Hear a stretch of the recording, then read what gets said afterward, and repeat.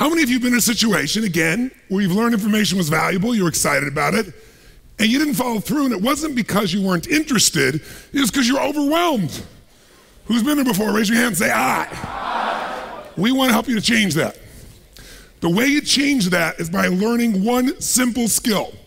It's a skill you already have, but you may not be using it to its maximum ability.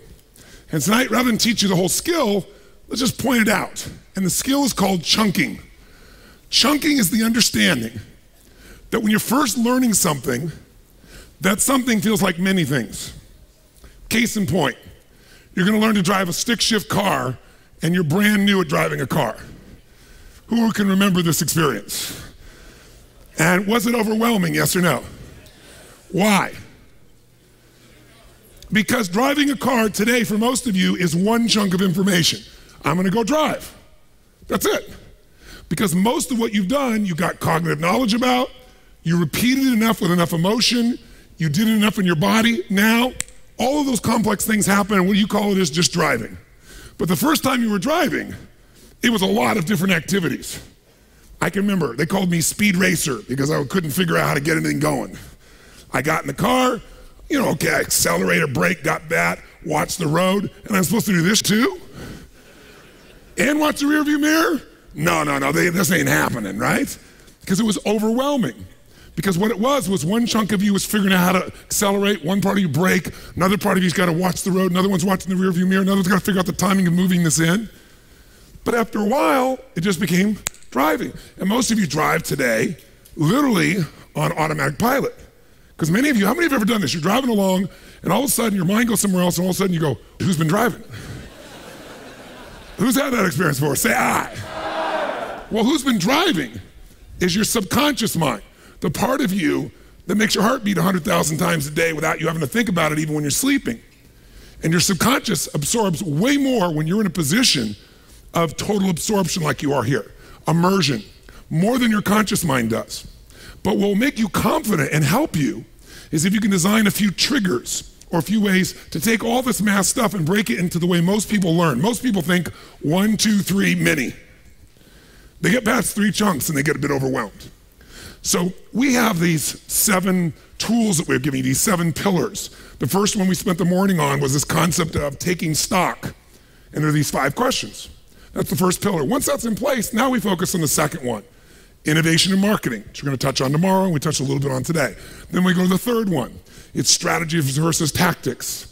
It's a bit of, what is this education marketing? It's all the things you're starting to learn right now that can give you a huge competitive advantage. How many agree the content you just learned could give you a huge advantage? Implement it. How many would agree with that? Say aye. Aye. When you can start to get a 10 times, 10x, 20x return for the same activity, your business changes overnight. And there's no reason why anybody here can't do it. And it doesn't matter what it is, but you do have to change your mindset. Your mindset can't be, well, I want people to use my services to take care of their parents, but you haven't added the value by teaching me something I need to know about it. What happens at these hospitals or what happens in these locations to my parents if I'm not aware of it, or if I'm not aware of my other choices are. You gotta engage me emotionally. It isn't just a mental tactic, it's really caring enough about your client to enter their world and have the feeling and compassion, and you don't just know this stuff, you feel this stuff. Here's chunking. Here's what's happening to many of you in life. This is your to-do list of life. Oh my God, I gotta do this, and I gotta do this, and I gotta do this, and I gotta do this, and I gotta do this, and I gotta do this. Oh, and I learned that, and I gotta do this, and I gotta do this, and I gotta do this, and I gotta do this, and I gotta do this. Oh, I gotta do this, oh, I gotta do that, I gotta do this, I gotta do that. And what happens? Your brain goes, eat. You go into overwhelm. Because you have all these things and the brain has a difficult time taking all these individual items. But what if you could come along and you could say, this one, and this one, and this one, and this one, and this one, and this one, these all relate to how I can increase the number of customers that I get from the same amount of activity. Okay, and what if this and this and this and this and this relate to something else that's really important to me? Let's say these are all about how I recruit the right people. Oh yeah, and what if this and this and this and this and this, all this relates for me to how I can immediately make a shift. I mean, immediately make a shift in the culture of my company, so I'm not the only one driving it. Other people are thinking of this. all of a sudden I have 3 things I gotta focus on instead of 33 things I gotta function on. How many can handle these 3 a hell of a lot better in your mind? Say I.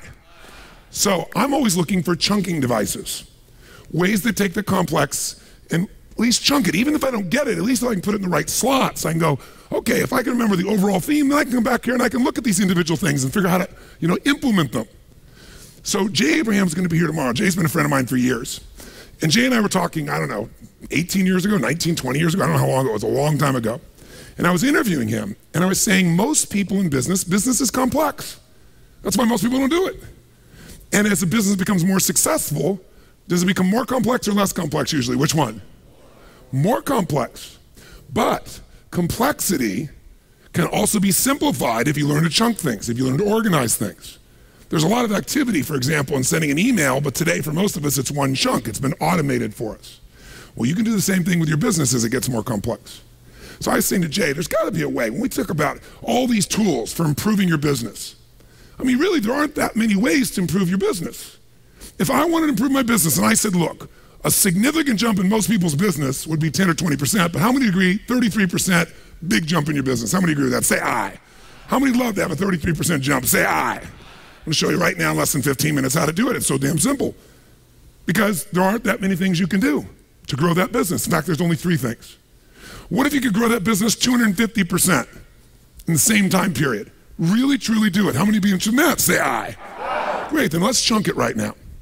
If you're gonna grow a business, if you're gonna increase a business of any sort, if you're gonna make a shift, I wanna give you the equivalent of this for a moment. I'll hide this so you're not staring at it anymore. There's really only 3 things you do to grow a business. Think about it. The first thing you do to grow a business, more than anything else, is you gotta get more what? Got more what? Clients. Gotta get more clients. Some of you used to call them customers. Many of you now think of clients. Again, as was noted earlier, customer, you might have a one-time relationship with. A client, you're really trying to figure out how to meet their needs. You're looking out for them. You're trying to make sure that this is somebody you're protecting, you're caring for. If you get more clients and you're charging for your clients, are you gonna increase the business, yes or no? So that's one thing you can do, obvious. And by the way, you're gonna learn a million different ways to get more clients, but that's one of those areas. What's the second thing you can do? There's only 3 things you can do. You can get more clients, and you can get, each time somebody buys, to get them to buy what? More. That's the only other thing you can really do. Get more clients or get them to buy more. Make an investment. It can be more money, more price, or a greater price per unit. If you increase the product quality, can you charge more, yes or no? Or could you have multiple products like we described to you? So when you meet their needs and there's other needs, they start going, wow, I need that too. And it's a legitimate need. You're not just selling them, you truly are meeting their needs. Can you find a way, once you have a client, to meet more of their needs if you're innovating, and if you love your clients, if you care about them, if you understand them, not mentally but emotionally? How many think you could find some other needs you could truly meet for them since you're an expert? How many could do this? Say aye. Aye. So if you do that, you can charge more, right? The third choice, and the only third choice to grow a business, get more clients, get more money each transaction, or get them to buy more often. Those are the only 3 ways to grow any business. I don't care what business you're in. That's what's so beautiful about this. Get more clients, get more income per transaction with the client, and or get the client to buy more often. And here's how you're gonna do that. Open your notebook, and I'll put it on the screen for you as well. And let's do a little math, real simple math. And we'll do it with a number that's small enough that no one needs to grab their calculator. Number 1, out loud, so it's in your body. What's my first way to grow my business? Increase the number of clients. That's number 1. Number 2, increase the average what? More money per transaction. Or third, increase the what? Repurchase. Or some of you might get more referrals, because some of you might say, but Tony, I sell real estate and a person doesn't buy again. You know, on average, they might not buy for 4 years, 3 years, 5 years. But the best realtors I know have an absolute formula where they want, for example, a 20% return on all their clients. They don't necessarily buy again. They either buy again within 4 years, 5 years, or they refer somebody who buys. Now, not everybody does that, but some people refer 3 people that buy. One of the guys I know makes several million bucks a year in real estate, has been doing this for about 20 years. Because he has a formula. He has an absolute glow. I want you tonight to leave with a formula for an absolute goal to grow your business by at least a third, and if you think you can do it without even being aggressive, 250%. Let's do the math. It's so damn simple. It's mind-boggling. So look right here. Let's take a number of customers. Let's say a business has a small business. Let's say it's a $200,000 little business to make it really, really simplistic. Some little startup, some little company just getting going. This might be Me Incorporated, one person or one or two people, but they want to do this. And they got 1,000 customers. And those customers' average price of a sale each time they buy is how much? Come on, guys, how much? $100. And they repurchase usually an average of how many times over the course of that relationship? Twice in a year in this case. So that produces $200,000. So let's just do this. How many of you think that screwing up, if you took one little itty bitty tiny, infinitesimal piece of these 5 days, you took one or two strategies, you could find a way to get 10% more clients? How many think you could do this? Let me see a show of hands. Anybody not think you could get 10%? If you don't now, that's okay, but at the end of 5 days, if you don't, we will have your head examined, right? You're gonna have so many ways. You could apply one or two out of everything. Just apply one and you could do this. So you get 10% more clients. For this person, 10% more clients, fill in the blank. How much would that be? They got 1,000 clients, they get 10% more. How many is that? 1,100. So they're gonna get 100 more to do it. And let's say that you're only gonna increase the average price of the sale by 10%. So how much would they get per transaction now? $110, jot it down. And let's say their average repurchase in a year is per customer is twice in a year, and we're gonna increase it 10%. So how much is that? 2.2%. Now with these small numbers, it's real easy. We add those together and guess what we end up with? $266,000. Doesn't sound like a lot of money, because most of you a $200,000 business is ridiculous, but I'm doing this deliberately. That is a 33.1% increase in business. Here's the formula. Increase the number of clients by 10%, increase the transaction value by 10%, increase repurchase or referral by 10%, you just grew your business by a third. By the way, will your profit only be a third? How much of this is going to profit? Is it going to be the same as all your other purchases or all your other sales? Yes or no? No, because you're covering most of your overhead already in your core business. So your profitability, this goes to a great significant amount to your bottom line. Who here could find a way to get 10% more for your current product or service even without much enhancement? How many think you could do it? I'm just curious. How many could do it definitely by an enhancement or by adding another service? Let me see your hands. You know you could. How many think if you worked on it and focused on really serving your customer, you're going to buy 10% more often, 2.2 times per customer? How many think you could do that? Great. 1/3 business growth. I want you to get how simple this is. Now, if you wanted to get a little bit more aggressive, and most of you in this room certainly should, let's take the same little business, and let's say we're going to increase the number of clients, not 10%. If you can get a 10x or 20x return on your ads, if you start using education marketing as an element, you're using market data, and people start going, wow, of course I do business with you. You're not even selling them. You're just telling them the truth. You're adding value to their life. If you just took one or two or three of these strategies, and you're just a little bit more aggressive, you hired some salespeople. You're in young adult, you're in toddler, and you go hire some salespeople. Before you think you couldn't afford it, but now you go, you know what? I'm gonna figure out what the value of this customer is, and I'm gonna pay disproportionately for some of these people. Or I'm gonna do an educational strategy like we saw, where I can give them more income. I'm gonna go hire some more salespeople. Or you're in that stage of young adulthood, and you say, you know what? We're gonna get much more efficient. I'm not gonna keep nailing to everything. I'm gonna find a more efficient way to get my clients. Whatever it is. Let's say increase them by 33%. 33% would be 1,330 new clients. Say it took you a year to do that. And by the way, let's say we increase the value per sale by 25%. So now instead of 100, it'd be how much? Come on guys, how much?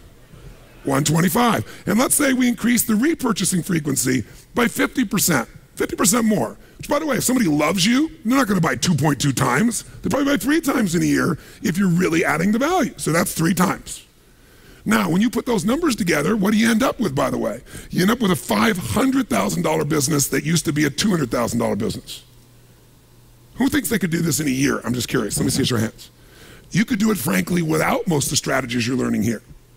So what I want you to do is just take the numbers and make them closer to your business. Let's say you got a business that's a $2 million business. Right? Take the same formula, and what happens? You go from a $2 million business to what size business in less than a year? Come on, guys, what? Well, you can make it 2.6 just by doing 10, 10, 10, or you can make it a $5 million business by doing 33, 25, and 50%. How many follow this? If you go, those numbers are boring to me, add a 0. Take your $20 million business and make it a what? If it was a $20 million business and we're gonna use the same formula, it would be 50 million. You're gonna jump proportionately. $100 million businesses, just add a 0. I started with the most simple 0 because then it's believable to you. But the ratio doesn't change based on the size of the business. So here's what I want you to do. Turn the page and do your formula right now. By the way, who here feels certain you could find a way to increase new number of clients by 10%? Raise your hand, let me see if you really believe that. Say aye. Aye. Anybody not think you could find a way to get 10% more clients if it was your total focus? Total focus, okay? Second, anybody here who feels certain you could find a way to get 10% more money, that's it, per transaction by either added value, additional product, whatever it takes. Who here feels you could absolutely do that? Raise your hand, say aye. Aye. Great. Who here can find a way to get 10% more purchasing time, more referrals? Raise your hand, say aye. Aye. Great, then I want you to do this now. Flip the page, and right now, my time's ending, so you gotta do your job. How many clients or customers do you currently have? Fill it up there. It was filled in the blank up there. Go ahead and put it up there. How many clients do you currently have? What's the average value per sale? How often do they buy back from you? What's the size of your business? Now, if right now you're rolling your eyes, that means you don't know the answers to these questions. That means you really don't know how to run your business. The first thing you better know is how many clients you have. You gotta know what the average transaction is. And you certainly want to know how often they're buying from you. Otherwise, you really don't know anything about the fundamental matrix of your business. Here's the good news, if you don't know it, can you go find this out, yes or no? Not hard to do. Do an estimate if you don't know. Do an estimate. Start out with what you have. The size of my business currently is X million, X whatever. Work backwards. How many new clients, how many total clients do we serve in a year? Some of you thought of them as customers. You can use that word if it helps you get back to what they were, because many of them were customers for you. How much on average do those people pay? How often do they buy? And then all I want you to do is fill that in, and then below it, add 10%, 10%, 10%, and calculate the number, and you will know your plan. Or if you want to grow it 250%, add 33, add the 25, add the 50. We're going to give you, since I'm done and I did it in less than 15 minutes, we'll give you 5 to come up with your formula. Go.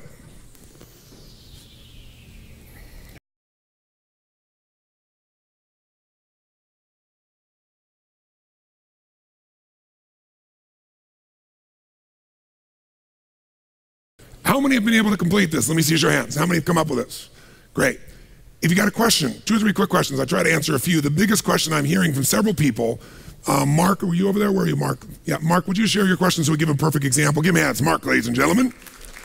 No, I said it's Mark, ladies and gentlemen.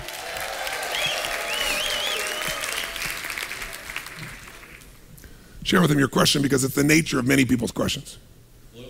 Tell them what business you're into, if you would. We're a commercial general contractor, so we build hotels, casinos, retail around the country, and obviously the market's changed quite a bit. Our sales are off by about 50%, and my question is how can I increase the average dollar per sale when no one's buying, and increase the customer base as well when everybody is price driven and there's just not a whole lot of that type of work going on these days.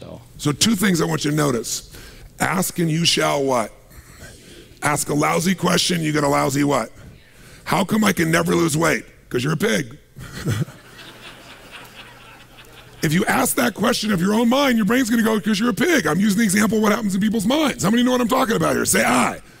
If you say, how can I lose weight? Your brain will say, well, go on a diet, but that's painful, so I'm not doing it. But if you said, how can I lose weight, totally lose weight, and completely enjoy the process, and you kept asking that question, expecting an answer from a state of what? Uncertainty or certainty? Which one? Certainty. Your brain goes, you know, years ago I used to play racquetball or basketball one-on-one or something, and I wasn't really exercising. I was having what? And I was in the best shape of my life. If you ask a better quality question with an absolute expectation, you keep asking it, you're going to get an answer. But notice the questions he asked me. They both had built-in presuppositions that they couldn't be fulfilled. How do I do this when it's impossible is basically what he said in both questions. How many follow this?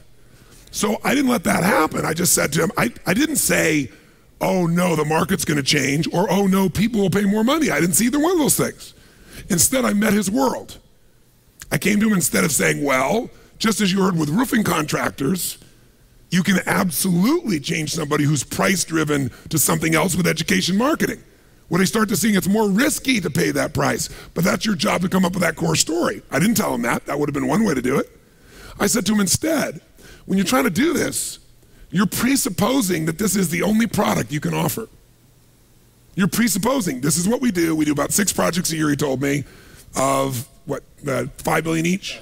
Yeah, $5 million each. So we have this $30 million business. We do these 6 projects, $5 million each. And you know, the market's just not doing it right now. And I said, maybe it's time for you to invent a new product. Remember, what is business? Innovation and marketing. If you're not going to innovate, you're going to eat it. You can market all you want. Sometimes you have to innovate. And I said, what season do you think the industry's in right now? What season is it in? Well, winter. I said, how long do you think winter's going to last? He said, about 1.5 years. I said, I hope so. How many think it could be more than 1.5 years for the construction industry? Everybody in everybody else's industry except his seems to think that. The reason is because we don't want to face the level of change we need to make, even though it may be the best thing that ever happened to him. Let's assume that 1.5 years from now, the industry explodes and new casinos are opening all over Vegas. Let's just assume that all came together perfectly. Then he'd be back in the business he was in. Maybe the greatest thing that ever happened in his entire life was this thing collapsing. Because now he has to create something brand new with the same resources, people. He thinks, wow, there's a different need out there. There's a need right now. People are aging. I'm making this up. This is completely wrong. People are aging, and the only place they can go is these, not even hospitals, these horrible places nobody here would want to put, who had any caring for their parent, would want to put their parent. And yet people at the same time can't take care of them at home very often. What if we built facilities that were like residential facilities? Completely wrong idea. And we did them in partnership with the state that has funds for it. And oh my gosh, we could do something that actually took the millions of people that are getting older, the baby boomers, they're turning 65, 1 every 10 seconds. And wow, the value of that real estate's gonna go up, because by the way, that real estate's a necessity. This real estate's an accessory. Now it's very different. We might not do $5 million projects. Maybe we do, instead of 6 $5 million projects, we do $31 million projects. Or maybe we do 35. Maybe we make $35 million. And oh, by the way, you know, you're not negotiating across the table with somebody like Steve Wynn. We might actually have a better margin. You know, instead of a casino. I'm making this up. It's probably the stupidest idea on earth. The point is, there's an idea that isn't stupid. How many follow what I'm talking about here? See, when I'm listening to you guys, my brain's racing, and my brain's racing going, get out of your box. Your box is, this is my business. No, that's not.